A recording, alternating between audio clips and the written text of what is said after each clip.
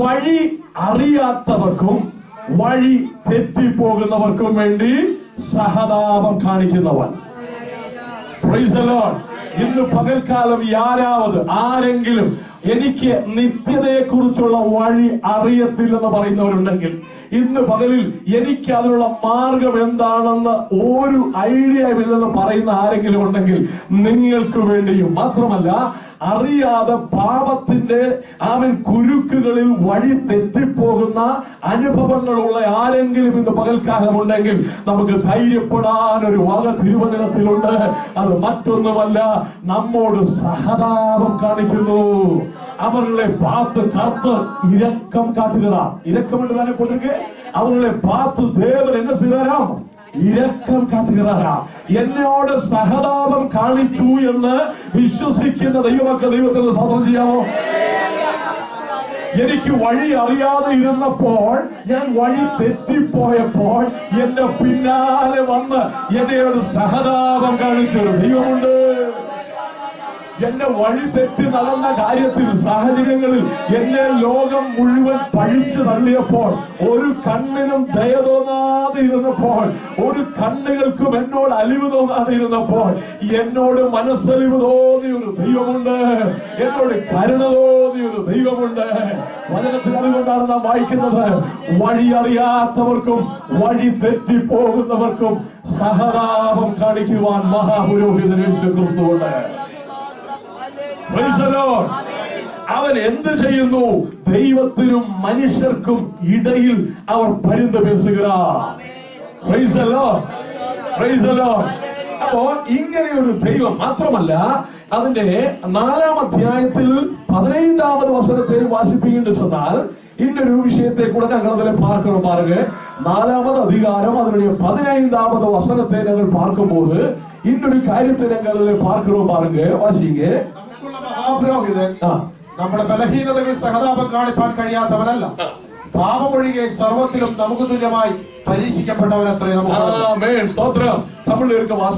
நம்முடைய பலவீனங்களை குறித்து பரிதபிக்க கூடாத பிரதான ஆசாரியர் நமக்கிராமல் எல்லா விதத்திலும் நம்மை போல் சோதிக்கப்பட்டும் பாவமில்லாதவராயிருக்கிற பிரதான ஆசாரியரே நமக்கு இருக்கிறார். ஆமென். അതിന്റെ വചനത്തിന്റെ ആഴം മനസ്സിലാകുന്നുണ്ടോ? നമുക്ക് ഉള്ള മഹാപുരോഹിതന്റെ ഒരു പ്രത്യേകത എന്താണെന്ന് അറിയാമോ? പാപമൊഴികെ, പാപത്തെ തവര മറ്റ് എല്ലാവിധത്തിലെയും അവരും എന്നെ ചെയ്തിട്ടാരാം? പരീക്ഷിക്കപ്പെട്ടാരാം. അതിനാല് ഞങ്ങൾ കടന്നു പോകുന്നതാണ് എന്തവിധ കാര്യങ്ങളും ദേവൻ അവരാകമേ இந்த ഭൂമിയിൽ അനുഭവിച്ചപടിനാല് അവർക്ക് നല്ല തെരിയും ഞാൻ നിങ്ങൾ കടന്നു പോകുന്നതാണ് വേദനയുണ്ട്. പാപമൊഴികെ മറ്റെല്ലാ വിധത്തിലും നമ്മെ പോലെ തന്നെ നമ്മുടെ ദൈവം തമ്പുരാൻ പരീക്ഷിക്കപ്പെട്ടവനായതുകൊണ്ട് അവന് നന്നായിട്ട് അറിയാം നാം പോകുന്ന വഴികൾ, അതിന്റെ വേദന, അതിന്റെ സങ്കടം, അതിന്റെ നൊമ്പരം, അതിന്റെ ആഴങ്ങൾ ദൈവത്തിന് നന്നായിട്ട് അറിയാം. Price the Lord. അതിനാൽ ഇന്ന് പകൽക്കാലം നമുക്ക് പറയാനുള്ള ഒരു കാര്യമുണ്ട്. സ്വർഗത്തിൽ എനിക്ക് വേണ്ടി മധ്യസ്ഥത വഹിക്കുന്നവൻ, അവൻ എന്നോട് സഹതാപം കാണിക്കുന്ന ഒരു ദൈവമാണ്. ഏതെല്ലാം കാര്യങ്ങളിലാണ് എന്നോട് സഹതാപം കാണിക്കുന്നത്? വഴി അറിയാതെ നിൽക്കുമ്പോൾ എന്നോട് സഹതാപം കാണിക്കും. 2, വഴി തെറ്റിപ്പോകുമ്പോൾ എന്നോട് അവൻ സഹതാപം കാണിക്കും. 3-ാമത്, അവൻ എന്റെ ബലഹീനതകളെ അറിഞ്ഞ് അവൻ എന്നോട് സഹതാപം കാണിക്കും. Price the Lord. இந்த உலக மனிதர்களை பார்க்கும்போது நம்மளோட வீக்னஸை பயன்படுத்தத்தான் பார்ப்பாங்க. ஆனா தேவனை பாருங்க, இந்த வசனத்தை பார்த்தீங்கன்னு சொன்னா வீக்னஸை பார்த்து உதவி செய்யறதுக்காகவே നമ്മുടെ ദൈവം നമ്മോട് കൂടി இருக்கிறார். ലോക മനുഷ്യൻ വീക്നസ് കണ്ട് അവിടെ നമ്മെ അടിച്ചു താഴ്ത്തുവാൻ നോക്കുമ്പോൾ ദൈവം ഇതാ നമ്മുടെ ബലഹീനതകളെ കണ്ട് നമ്മെ സഹായിപ്പാൻ കൂടെ നിൽക്കുന്ന ഒരു ദൈവമത്രേ. അങ്ങനെ സഹായിപ്പാൻ മനസ്സോടെ നമ്മോട് കൂടെ നിൽക്കുന്ന ആ നല്ല ദൈവത്തെ നോക്കിക്കൊണ്ട് പറയുകയാണ്. ആ 7-ാം അധ്യായത്തിലേക്ക് വരുമ്പോൾ നമ്മൾ ഇങ്ങനെ കാണുന്നുണ്ട്. ആമേൻ. 26-ാം വാക്യം കൂടെ വായിക്കുമോ? ഇങ്ങനെയുള്ള മഹാപുരോഹിതനല്ലോ നമുക്ക് വേണ്ടിയത്. പവിത്രൻ, പവിത്രനാണ്, നിർദോഷൻ, നിർമ്മലൻ, പാപികളോട് വേറിട്ടവൻ, സ്വർഗത്തെക്കാൾ ഉന്നതനായി തീർന്നവൻ. ആ മഹാപുരോഹിതന്മാരെ പോലെ ആദ്യം സ്വന്തം പാപങ്ങൾക്കായും പിന്നെ ജനത്തിന്റെ പാപങ്ങൾക്കായും ദിനംപ്രതി യാഗം കഴിപ്പാൻ ആവശ്യമില്ലാത്തവൻ തന്നെ. പരിശുദ്ധരും കുറ്റമற்றവരും മാസില്ലാത്തവരും വിലകിനവர்களுം വാനങ്ങളിലും உயர்ந்தவருமாயிருக்கிற இவ்விதமான பிரதான ஆசாரியராயிருக்கிற நமக்கு ஏற்றவராயிருக்கிறார். ஆமென். அவர் நமக்கு ஏற்றவராயிருக்கிறார். ഹല്ലേലൂയ. അവർ നമുക്ക് മതിയായ ദൈവമാണ്. ഹല്ലേലൂയ. ഇങ്ങനെ ഒരു മഹാപുരോഹിതൻ ദൈവത്തിന്റെ സന്നിധിയിൽ മനുഷ്യർക്ക് വേണ്ടി ഇടിവിൽ നിൽക്കുന്ന, സ്വർഗത്തിൽ എന്നേക്കും വസിക്കുന്ന ഒരു യേശു കർത്താവിനെ പരിചയപ്പെടുത്തിക്കൊണ്ട് പറയുകയാണ്. ഇനി 25-ാം വാക്യം ഒന്നുകൂടെ വായിച്ചാട്ട്, അതുകൊണ്ടെന്ന് പറയുമ്പോൾ നമ്മുടെ ബലഹീനതകളിൽ സഹതപിപ്പാൻ കഴിയുന്ന, നമ്മുടെ വഴി തൊട്ട് പോകുമ്പോൾ, നമ്മൾ വഴി അറിയാതെ നിൽക്കുമ്പോൾ, എല്ലാ സാഹചര്യങ്ങളിലും നമ്മോട് സഹതപിപ്പാൻ കഴിയുന്ന ഒരു ദൈവം സ്വർഗത്തിൽ നമുക്ക് വേണ്ടി ഉള്ളപടിനാല് എന്താ ചെയ്യുക? താൻ മുഖാന്തരം, യാർ മുഖാന്തരം? യേശു ക്രിസ്തു മുഖാന്തരം പിതാവാഹിയ ദേവനോട് അടുക്കുന്നതായ ഇവർക്ക് വേണ്ടി പക്ഷപാതം ചെയ്യുവാൻ സദാ ജീവിക്കുന്നവനാകിയാൽ, ആമേൻ, സദാ ജീവിക്കുന്നവനാകിയാൽ. Praise the lord, praise the lord. ഞാൻ ഈ കഴിഞ്ഞ നാളുകൾ ഒരു ഫേസ്ബുക്കിൽ ഒരു ആഡ് കാണുവാനിടയായി തീർന്നു. ഈ ഭൂമിയിൽ ഉണ്ടായിരുന്നതായ പലരുടെയും പ്രസിഡന്റുമാരുടെ എല്ലാം പേര് എടുത്തെടുത്ത് പറഞ്ഞിട്ട് ലേറ്റ് ഇൻ ആള് എന്ന് എഴുതിയിരിക്കുമ്പോ ഒരിക്കൽ പോലും യേശു ക്രിസ്തു ലേറ്റ് ജീസസ് ക്രൈസ്റ്റ് എവിടെയെങ്കിലും കണ്ടിട്ടുണ്ടോ? ഒരിക്കലുമില്ല. കാരണം അവർ ഉയിരോടുകൂടെ ഇരിക്കുന്ന ദേവൻ. അവർ മരിത്താർ, ஆனால் எனக்கு உங்களுக்காகவும் அவர் உயிரோடு எழும்பின தேவன். ஹல்லேலூயா. അവൻ മരിച്ചു, പക്ഷേ എനിക്കും നിങ്ങൾക്കും വേണ്ടി അവൻ ജീവനോട് കൂടെ ഉയർത്തെഴുന്നേറ്റ ദൈവമാണ്. ஏன் அவர் மரித்தார்? எனக்கும் உங்களுக்காகவும், நம்முடைய பாவங்கள் பரிகாரத்துக்காக, என்னுடைய உங்களுடைய பாவத்துக்காக, சாபத்துக்காக, மரண பயத்திலிருந்து என்னை உங்களை தப்ப வைக்கிறதுக்காக இயேசு கிறிஸ்து கல்வாரியில் எனக்கு உங்களுக்காக மரித்தார். Praise the Lord. அப்படிப்பட்ட ஒரு தேவன் எனக்கும் உங்களுக்கும் பிதாவினுடைய வலது பாசத்திலே எனக்கும் உங்களுக்கும் பரிந்து பேசக்கூடிய ஒரு நல்ல தேவனாக இருக்கிறபடினாலே தைரியப்படுங்க என்று சொல்லி வேதம் வாசிக்கிறோம். Praise the Lord. ஆயதினால் 25வது வசனம், അതുകൊണ്ട് താൻ മുഖാന്തരം ദൈവത്തോട് അടുക്കുന്നവർക്ക് വേണ്ടി, ദൈവത്തോട് അടുക്കാൻ ഒരൊറ്റ വഴിയേ ഉള്ളൂ. എന്താ വഴി? യേശു ക്രിസ്തുവിലൂടെ മാത്രം.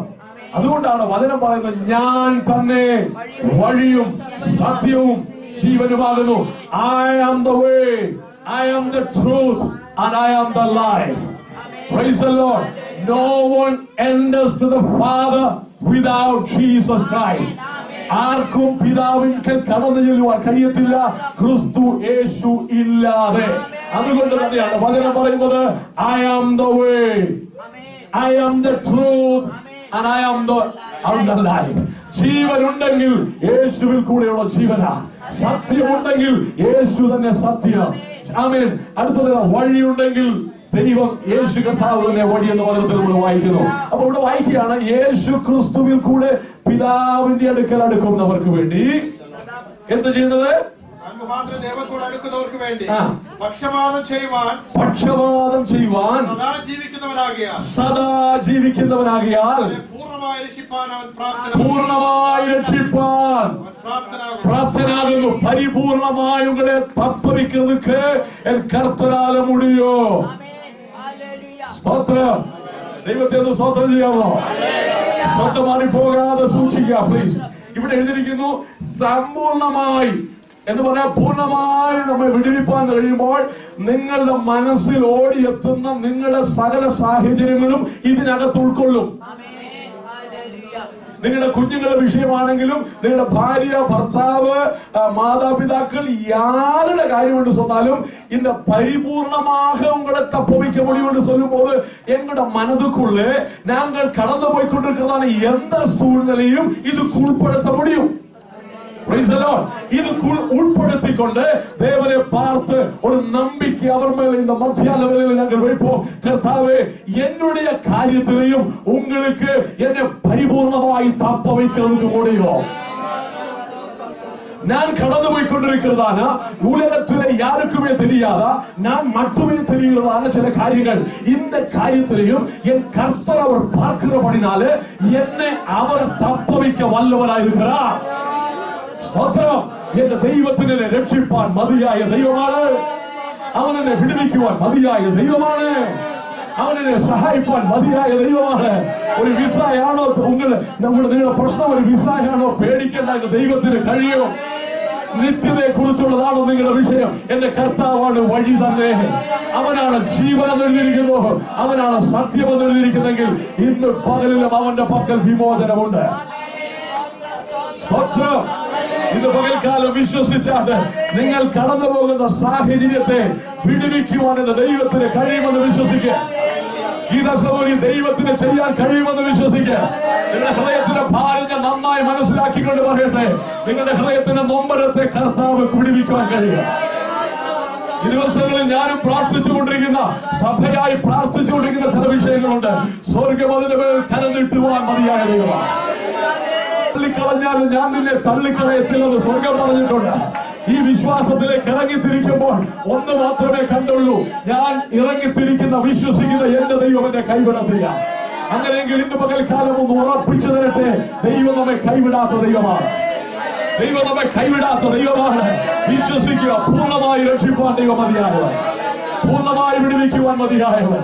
അധികാര തലത്തിലുള്ള പ്രശ്നങ്ങളെയും മാറ്റുവാൻ ദൈവത്തിന് കഴിയുമോ? അധികാരികളുടെ കയ്യിൽ നിന്ന് വിടുവിപ്പാൻ ദൈവത്തിന് കഴിയുമോ? ആരുടെ മുമ്പിൽ നമ്മൾ ലജ്ജിച്ചു പോകുമെന്ന് വിചാരിക്കുന്നുവോ അവരുടെ മുമ്പിൽ നമ്മളെ മാനമാത്രമാക്കി നിർത്തുവാൻ ദൈവത്തിന് കഴിയുമോ? ആരെല്ലാം നമ്മളെ നിന്ദിച്ച് തള്ളുന്നുവോ അവരുടെ എല്ലാം നടുവിൽ മാനമാക്കി ദൈവം നിർത്തുവാൻ ദൈവത്തിന് കഴിയുമോ? நடக்க முடியாதவர்கள் எழுப்பி நடப்பார்கள், மரித்தவர்கள் எழுப்பி வருவார்கள். அது அந்த நாமம் அற்புதமுள்ள நாமம், இயேசுவின் நாமம் அற்புதமுள்ள நாமம். இந்த மத்தியான வேளையிலும் மனசு கலங்கி இருக்கிற யாராவதோ, மனசு கலங்கி இருக்கிற ஓராளாவது இந்த மத்தியான வேளையில் என்னுடைய சத்தத்தை கேட்டுக்கொண்டிருக்குமையாக இந்த மத்தியான வேளையில் சொல்லட்டுகிறா, உங்களுக்கு ஹிருதயத்தில் ஆறுதல் படுத்துவதற்காக, உங்களுடைய ஹிருதயத்தை தைரியப்படுத்துவதற்காக என் கர்த்தர் இந்த மத்தியான வேளையில் இறங்கி வந்திருக்கிறார். அவர்களுக்காக பெரிய காரியங்களை செய்யும்படியாய் நமக்கு வேண்டி வன் காரியங்களை செய்வார். இயேசுவினை കഴിയുമെന്ന് വിശ്വസിക്കുക. യേശുവിന് സാധ്യമാണ്, അവൻ അസാധ്യമായ ഒന്നുമില്ല. Price the Lord. പരിപൂർണമായി വിടുവിക്കത്തക്കതായി, പരിപൂർണമായി തപ്പവയ്ക്കത്തക്കതായി കർത്തർക്ക് മുടിയോ നാം സേവിക്കുന്ന ദേവനുക്ക് കഴിയും. അവനാൽ അത് സാധ്യമാണ്. ഒരു വാക്യം കൂടെ പെട്ടെന്ന് വായിക്കാമോ? എഫേസ്യ ലേഖനം 3-ാമത് അധികാരം 20-ാമത് വചനത്തെ തക്കണ്ടൊരു വാശിക്കെ. എഫേസ്യ നിരൂപം 3-ാമത് അധികാരം 20-ാമത് വചനം.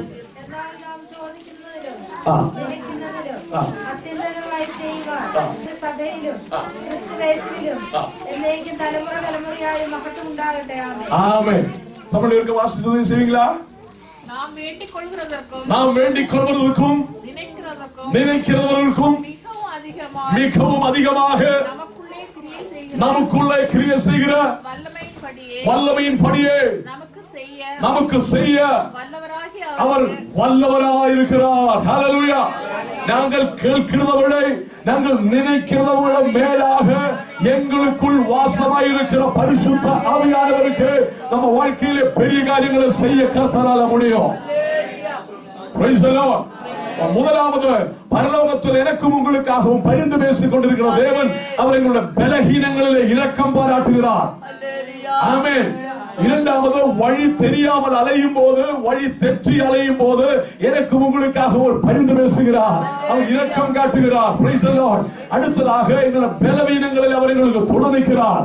இங்க நாங்கள் வாசிக்கிறோம் பாருங்க, நாங்கள் கேட்ட காரியங்களோட அதோட நாங்கள் நினைத்த காரியங்களுக்கு மேலாக கர்த்தர் உங்களுக்கு செய்ய அவர் வல்லமை உள்ள தேவனாக இருக்கிறார். Praise the Lord. அநேக காரியங்கள் நாங்க நினைத்த அளவுக்கு நாங்க கேட்க மாட்டோம் பாருங்க. நாங்க சொல்றோம் அந்த அளவுக்கு எல்லாம் கேட்க கூடாதுங்க என்று சொல்லி நாங்க நின்றுறோம் இல்லைங்களா? மனசுல நினைக்கிற அளவுக்கு சில நேரத்துல தேவனை பார்த்து கேட்க மாட்டோம். ஆனா வேதம் சொல்லுகிறது, நாங்க கேட்டதுக்கும் நினைத்ததுக்கும் மேலாக கர்த்தர் எங்க வாழ்க்கையில் அற்புதமாய் செயல்பட முடியும். Praise the Lord. ചോദിച്ചതിനും നനച്ചതിനും അത്യന്തപരമായി നമ്മിൽ വ്യാപരിക്കുന്ന ദൈവത്തിന്റെ ആത്മാവിന്റെ ശക്തിക്ക് സാധിച്ചെടുക്കുവാൻ കഴിയും. ആമേൻ. Praise the lord. 2 കൊരിന്തി 9 അധ്യായം 2 Corinthians chapter 9 verses 8 അതൊക്കെ വാസിക്കേ. ടക്കണ്ട ഒരു 2-3 വചനങ്ങൾ വാസിച്ച് നമുക്ക് ജപം ചെയ്തു മുടിപ്പോ. പെട്ടെന്ന് പ്രാർത്ഥിച്ചിട്ട് எல்லாவற்றிலும் எப்பொழுதும் சம்பூர்ணமுடையவர்களாகவும் சகலவித நற்கிரியையிலும் பெருகிறவர்களாயும் இருக்கும்படியாக தேவன் உங்களிடத்தில் சகலவித கிருபையையும் பெருகச் செய்ய வல்லவராய் இருக்கிறார். தேவன் உங்களிடத்தில் சகலவிதமான கிருபையையும் பெருக செய்யக்கூடிய ஒரு நல்ல தேவன். Praise the Lord. Praise the Lord. നിങ്ങൾ സകലത്തിലും എപ്പോഴും പൂർണ്ണ തൃപ്തിയുള്ളവരായി സകല സൽപ്രവർത്തിയിലും പെരുകി വരുമാറ് നിങ്ങളിൽ സകല കൃപയും പെരുക്കുവാൻ ദൈവം ശക്തനാകുന്നു.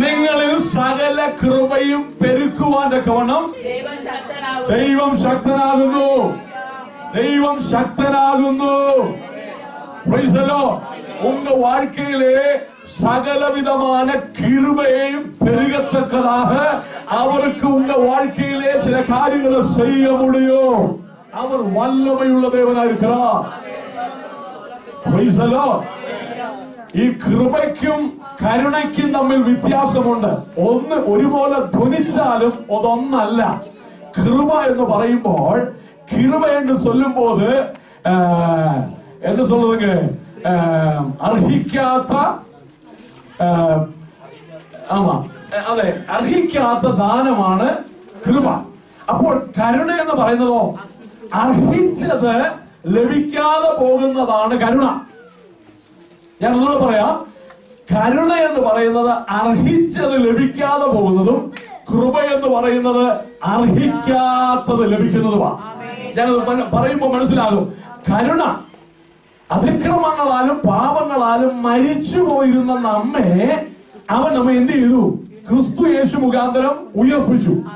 ഇത് കാരണം എന്നാന്ന് ചോദിച്ചാൽ, നമ്മുടെ നെറ്റിമേൽ എഴുതപ്പെട്ട ഒരു കാര്യമുണ്ട്. എന്താണെന്ന് പറയാമോ? നാം രക്ഷിക്കപ്പെടുന്നതിന് മുമ്പ് നമ്മുടെ നെറ്റിമേൽ എഴുതപ്പെട്ട ഒരു കാര്യമുണ്ട്. എന്താണെന്ന് അറിയാമോ? നമുക്ക് വിരോധവും പ്രതികൂലമായ ഒരു കൈയെഴുത്ത്. ശരിയാണോ? ശരിയാണോ?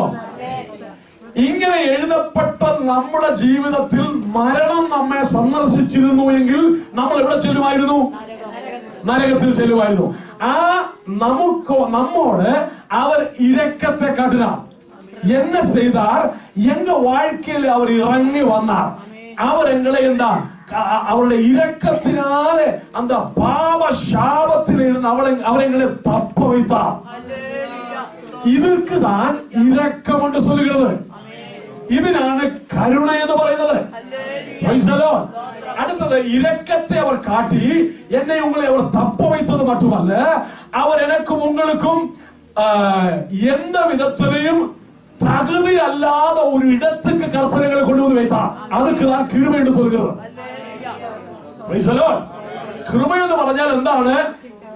അർഹിക്കാത്ത ദാനം. അവൻ ഞാനിപ്പോ പറഞ്ഞ വാക്കേതാ? തമിഴിൽ ഇപ്പൊ ഞാൻ പറഞ്ഞ വാക്കേതാ?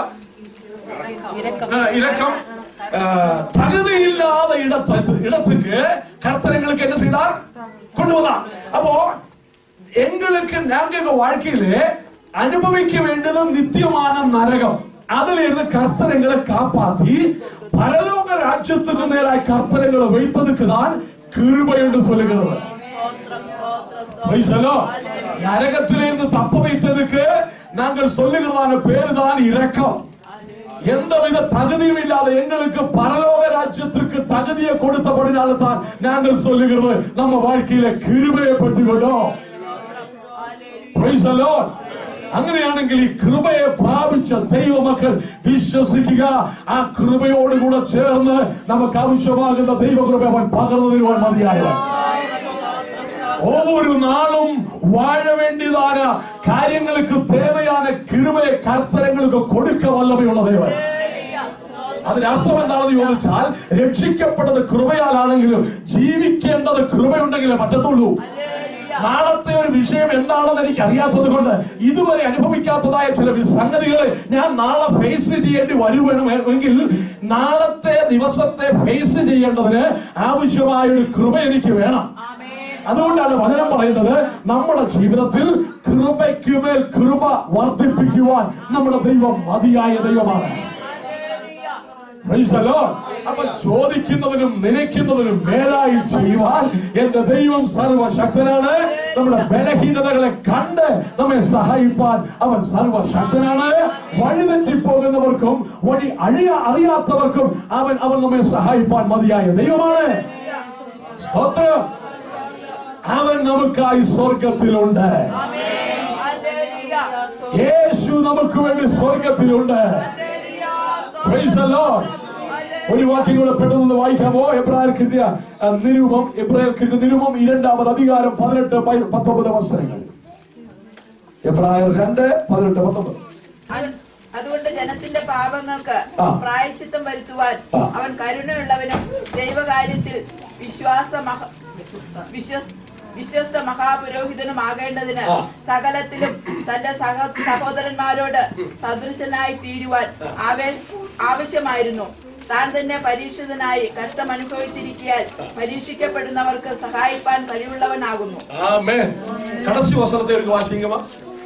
அன்றியும் அவர் ஜனத்தின் பாவங்களை நிவர்த்தி செய்வதற்கு ஏதுவாக தேவ காரியங்களை குறித்து இரக்கமும் உண்மையும் உள்ள பிரதான ஆசாரியராயிருக்கும்படிக்கு எவ்விதத்திலும் தம்முடைய சகோதரருக்கு ஒப்பாக வேண்டியதாயிருந்தது. ஆதலால் அவர் தாமே சோதிக்கப்பட்டு பாடுபட்டதினால் அவர் சோதிக்கப்படுகிறவர்களுக்கு உதவி செய்ய வல்லவராயிருக்கிறார். പരീക്ഷിക്കപ്പെടുന്നവർക്ക് സഹായിപ്പാൻ ദൈവം കഴിവുള്ളവരാണ്.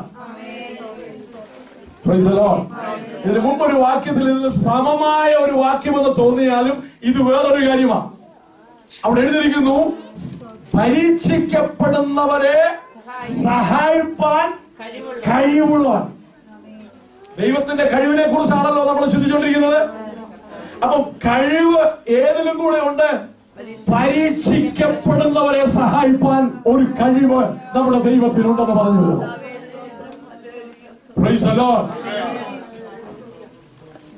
എങ്ങൾക്ക് താങ്ങ മുടിയാതെ ഒരു പരീക്ഷ കർത്തനങ്ങൾക്ക് അനുവദിപ്പാരാ? നിശ്ചയമായി അനുവദിക്കമാണ്. നമുക്ക് കഴിയാത്ത ഒരു കാര്യം ദൈവം നമുക്ക് അനുവദിക്കുമോ? ഒരിക്കലും ഇല്ല. ദൈവം അത് ചെയ്യത്തില്ല. ഞാനൊരു 10-15 മിനിറ്റ് നിർത്തിക്കോ. നിങ്ങൾക്ക് പോകേണ്ടതുണ്ട് അല്ലെ? ഓക്കെ. നമ്മുടെ ജീവിതത്തിൽ നമ്മൾ കാണേണ്ട ഒരു കാര്യം, പരീക്ഷ അനുവദിച്ചാൽ അതിനെന്തുണ്ട്? വിശ്വസിക്കാൻ പറ്റുമോ? നമുക്ക് 5:30 തന്നെ നിർത്തിയേക്കാം. 5:30 നിർത്താം. ഒന്ന് കേട്ടെ. പരീക്ഷ ദൈവം അനുവദിച്ചാലും പരിഹാരം ദൈവത്തിന്റെ പക്കലുണ്ട്. ഇനി എപ്പടിപ്പെട്ട പരീക്ഷ എന്ന് சொன்னாலும் അത് പരീക്ഷയ്ക്ക് ഒരു പരിഹാരം ദൈവസമൂഹത്തിലുണ്ട്. ഞാനൊന്നുകൂടെ പറയട്ടെ, നിങ്ങളുടെ ഹൃദയത്തെ ഒന്ന് ഉറപ്പിക്കട്ടെ.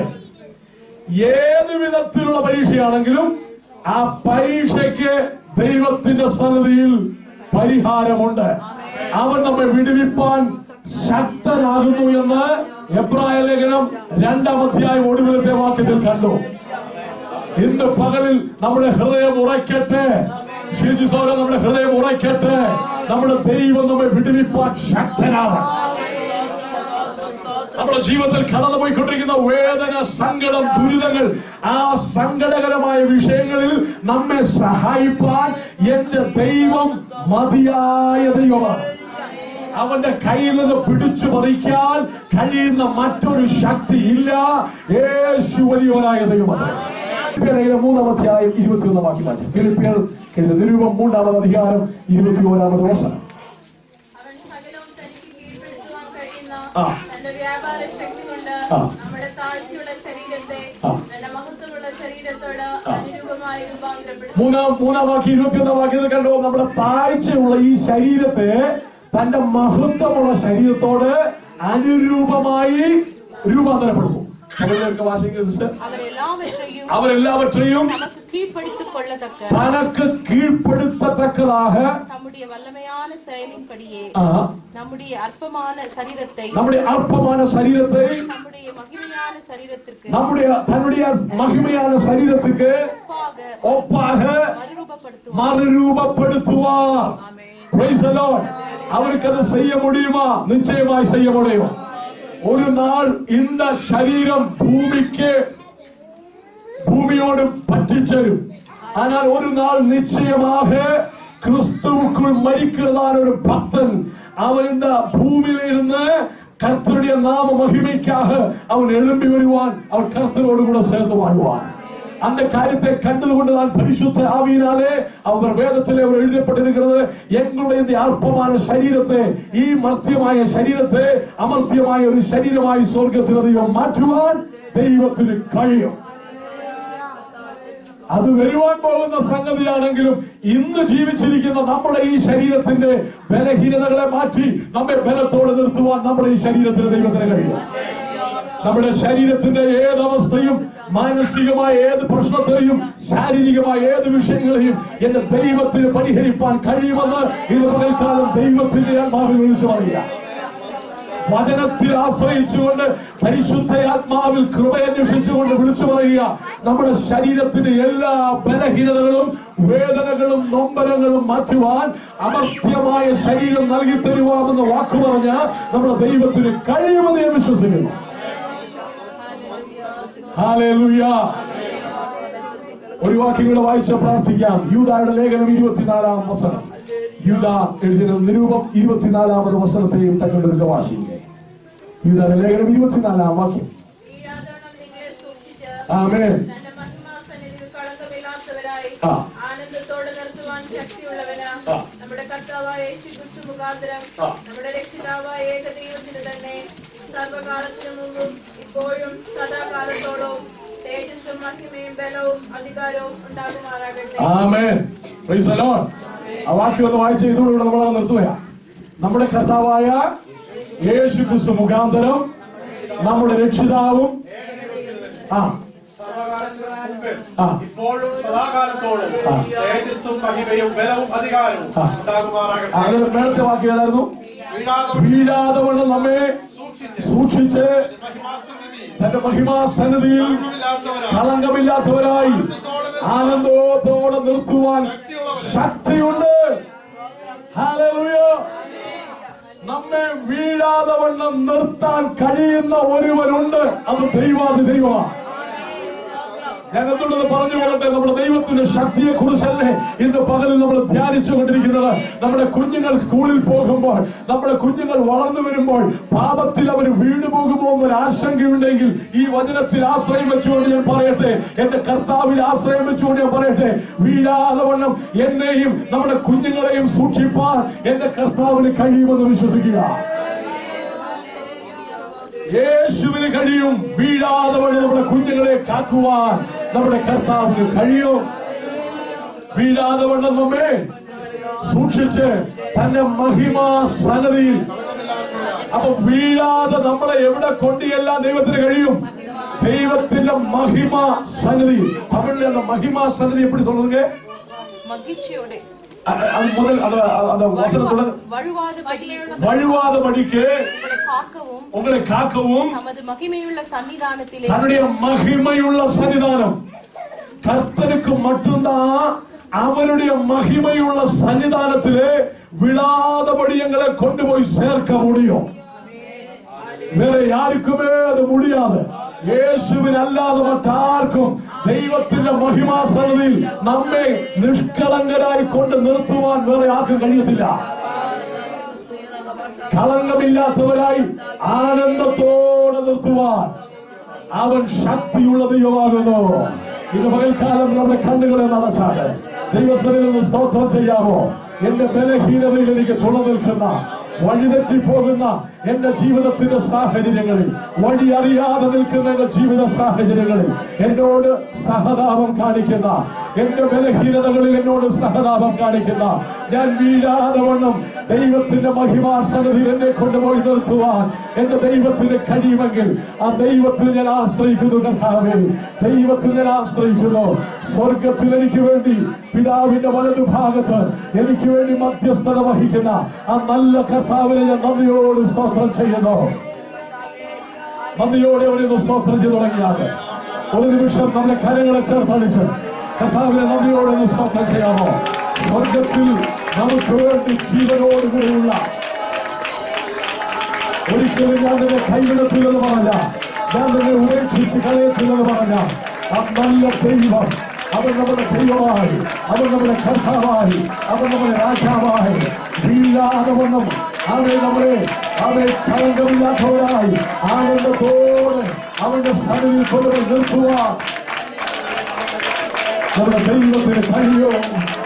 ദൈവത്തിന് കഴിയോ? അവന് മാത്രമേ കഴിയത്തുള്ളൂ. ഓ ഹല്ലേലൂയ, ഹല്ലേലൂയ. Thank you Lord, hallelujah. കർത്താവേ, നമ്മുടെ ജനത്തെ പുറപ്പെടുത്തുന്നു, നമ്മുടെ ജനത്തെ പുറപ്പെടുത്തുന്നു. കർത്താവേ, പതിവില്ലാതെ കാര്യങ്ങൾക്കാണ് കർത്താവേ കൊണ്ടുപോയി വന്നത്. ഇതിനെക്കുറിച്ച് കാട്ടിന് പതിനാല്